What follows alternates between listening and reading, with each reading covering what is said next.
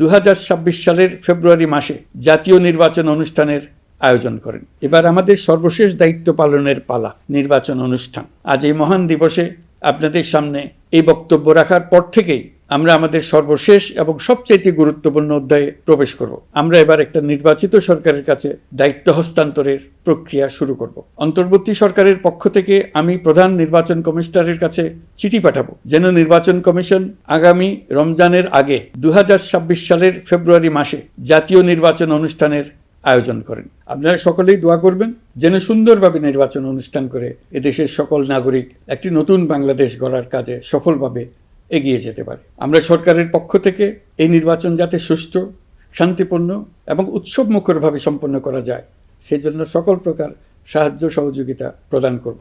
এবারের নির্বাচন যেন আনন্দ উৎসবের দিক থেকে, শান্তি শৃঙ্খলার দিক থেকে, ভোটার উপস্থিতির দিক থেকে, সৌহার্দ্য ও আন্তরিকতার দিক থেকে দেশের ইতিহাসে স্মরণীয় হয়ে থাকে। সেই জন্য সকল আয়োজন সম্পন্ন করতে আগামীকাল থেকে আমরা সকলেই মানসিক প্রস্তুতি ও প্রাতিষ্ঠানিক আয়োজন শুরু করব।